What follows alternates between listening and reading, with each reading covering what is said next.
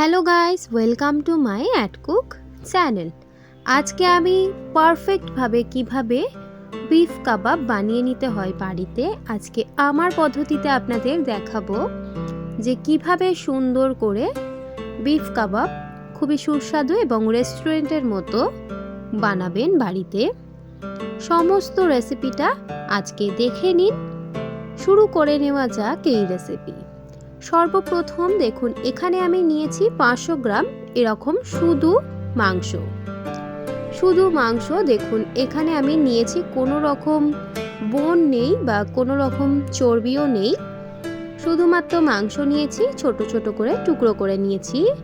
এবার আমি এই মাংসটাকে কিমা বানিয়ে ফেলবো মিক্সিংয়ের জারে দিয়ে। মিক্সচারের সাহায্যে আমি দেখুন এভাবে করে কিমা বানিয়ে নিয়েছি। 500 গ্রাম মাংসকে ভালোভাবে এখানে কিমা বানিয়ে ফেলেছি। সেম প্রসেস আপনারা মাটনেও করতে পারেন। এবার আমি এই কিমাটার মধ্যে কিছু উপকরণ দিয়ে দেব। তার জন্য কিমাটাকে আমি সাইডে রেখে নিচ্ছি এবং একটা পেস্ট বানিয়ে ফেলবো। যেই জারের মধ্যে কিমা বানিয়ে নিয়েছি সেই জারটাই ব্যবহার করছি, কোনো রকম আমি ধুয়ে ব্যবহার করছি না। এবং এখানে লাগছে পেঁয়াজ, আলু এবং কাঁচা লঙ্কা। দিয়ে দিচ্ছি 4 থেকে 5টা গোটা কাঁচা লঙ্কা, দুটো বড় সাইজের পেঁয়াজ এখানে আমি কুচিয়ে দিয়েছি, চাইলে আপনারা 4 ভাগ করেও দিতে পারেন। এবং এর মধ্যে আমি পেঁয়াজটাকে কুচিয়ে কেন দিলাম, তাড়াতাড়ি পেস্ট হয়ে যায় তার জন্য। এবং এখানে আমি অর্ধেক একটা ছোট আলু ভালোভাবে কুচিয়ে নিয়ে খোলাটাকে ছাড়িয়ে দিয়ে দিচ্ছি। ব্যাস এই কয়েকটি উপকরণ দিয়ে এবার ভালোভাবে মিক্সচারের জারটার ঢাকনাটাকে দিয়ে ভালোভাবে আমরা এটাকে পেস্ট বানিয়ে ফেলবো। চাইলে আপনারা এর মধ্যে মুসুর ডাল বা ছোলার ডাল অ্যাড করতে পারেন প্রায় 2 চা চামচ পরিমাণে। দেখুন এবার আমাদের পেস্ট বানানো পুরোপুরি রেডি, সুন্দরভাবে পেস্ট হয়ে গেছে, পুরো মিহি। এবার আমরা এই পেস্টটাকে মাংসের কিমার মধ্যে দিয়ে দেব। চলুন, এখানে আমি ভালোভাবে কিমাটাকে নিয়ে নিয়েছি। কিমা বানিয়ে নেওয়ার সময় কিন্তু আমি কোনো রকম জল অ্যাড করিনি, শুধু মাংস দিয়েই পেস্ট বানিয়েছি সুন্দরভাবে। এবার আমি পেস্টটাকেও দিয়ে দিচ্ছি, পেঁয়াজ, আলু এবং লঙ্কার পেস্টটা। সমস্ত পেঁয়াজের পেস্ট দেওয়া হয়ে গেলে দিয়ে দিচ্ছি কয়েকটি শুকনো উপকরণ। দিয়ে দিচ্ছি 1 চা চামচ হলুদ গুঁড়ো, দিয়ে দিচ্ছি এখানে ঝাল লঙ্কার গুঁড়ো 1/2 চা চামচ পরিমাণে, কারণ এখানে আমি কাঁচা লঙ্কা ব্যবহার করেছি তার কারণে। এবার দিয়ে দিচ্ছি এখানে আমি জিরে গুঁড়ো 1 চা চামচ পরিমাণে। দিয়ে দিচ্ছি স্বাদ পরিমাণে নুন। নুনটা অবশ্যই কিন্তু স্বাদ পরিমাণে দিতে হবে, না হলে কিমার যে টেস্ট হয় সেটা কিন্তু নাও ভালো আসতে পারে। এবার এখানে আমি 1.5 চা চামচ দিয়ে দিচ্ছি আদা এবং রসুনের পেস্ট। আদা রসুনের পেস্ট পরিমাণ মতো দেবেন, যদি কিমা কম থাকে কম পরিমাণে দেবেন। এবার এখানে যেহেতু এখন ধনেপাতার সিজন, তাই একটু ধনেপাতা দিয়ে দিচ্ছি। ধনেপাতাটা দিয়ে দেওয়া হয়ে গেলে এবার এর মধ্যে আমি দিয়ে দিচ্ছি সর্ষের তেল, কাঁচা সর্ষের তেল দিয়ে দেব এর মধ্যে।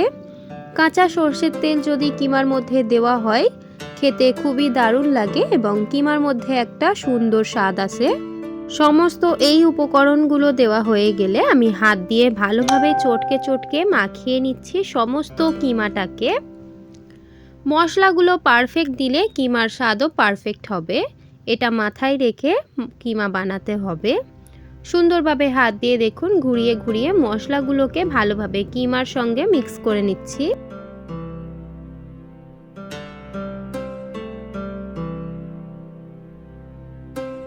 তিন থেকে 4-5 মিনিট ভালোভাবে নাড়াচাড়া করে মিক্স করে নিয়েছি। সুন্দরভাবে দেখুন কিমাটা মিক্স হয়ে গেছে। এবার আমি এই কিমার মধ্যে থেকে ছোট ছোট মাংসের লেচি কেটে কাবাবে শেপ দিয়ে নেব। অল্প একটু, যেরকম সাইজের আপনারা কাবাবের শেপ দিতে চান সেরকম সাইজের অল্প একটু কাবাবের ডোটা নেবেন। নিয়ে নেওয়ার পর হাত দিয়ে তালুতে ভালোভাবে তেল মেখে নিচ্ছি। তেলটা দেওয়ার কারণ কিমার কিন্তু হাতের মধ্যে কোনো রকম চিপকাবে না। সুন্দরভাবে এবার হাতটা ঘুরিয়ে যেরকম আমরা আটা ময়দাকে গোল করি সেরকম কিমাটাকে গোল করে সুন্দরভাবে কাবাবের শেপ দিয়ে নেব। দেখুন সুন্দরভাবে কাবাবের শেপ দেওয়া হয়ে গেছে। এরকমভাবে প্রত্যেকটা বানিয়ে এবার তেলের মধ্যে ছাড়বো। চলুন প্রত্যেকটা বানিয়ে নিয়ে ভেজে নেওয়া যাক। এখানে আমি ডিপ ফ্রাই করছি, চাইলে আপনারা স্যালো ফ্রাই করতে পারেন। এবার আমি কড়াইতে তেল দিয়ে দিয়েছি। টেম্পারেচারটা নর্মাল থেকে যখন টেম্পারেচারটা 70% আসবে সেই পর্যায়ে আমি একটা একটা করে কাবাব তেলের মধ্যে ছেড়ে দিচ্ছি ডিপ ফ্রাই হওয়ার জন্য। এবার সুন্দরভাবে যেরকম ভেজে নিতে হয় সেরকম কালার আসা অবধি আমরা ভেজে নেব। গ্যাস কিন্তু আমাদের লো টু মিডিয়ামে রাখতে হবে, না হলে ভিতরটা কাঁচা থাকবে এবং বাইরেগুলো লালচে ব্রাউন হয়ে যাবে খুবই তাড়াতাড়ি। এবার আমরা সুন্দরভাবে কাবাবগুলোকে লালচে ব্রাউন করে ভেজে নেব টেম্পারেচারটাকে ঠিক করে। একদিকটা লালচে ব্রাউন হয়ে আসলে অপর দিকটাও লালচে ব্রাউন করে এবার আমরা যে কোনো একটা পাত্রের মধ্যে তুলে নেব যখন ভেজে নেওয়া হয়ে যাবে। যতক্ষণ কাবাবগুলো ভেজে আসছে ততক্ষণ আমি দেখিয়ে দিই যে আমি আরও ডো বানিয়েছি কাবাবগুলোর সুন্দরভাবে ছেড়ে দেওয়ার জন্য। সমস্ত আমি বানিয়ে নিয়েছি তেলের মধ্যে ছাড়ার জন্য। এবার কাবাবগুলো লালচে হয়ে এসেছে। এই পর্যায়ে আমি একটা একটা করে পাত্রের মধ্যে তুলে নিচ্ছি তেল ঝরিয়ে। আমি একটা কাবাব আপনাদের দেখাচ্ছি যে ফুলে কতটা সুন্দর টইটুম্বর হয়ে রয়েছে এবং জুসি লাগছে দেখতে এবং খেতেও জুসি ছিল। আশা করি আপনাদের এই ভিডিওটা দেখে অনেক ভালো লেগেছে বা আপনারা কিছু শিখতে পেরেছেন। যদি আপনাদের ভালো লেগে থাকে তাহলে অবশ্যই লাইক, শেয়ার এন্ড সাবস্ক্রাইব করে দেবেন।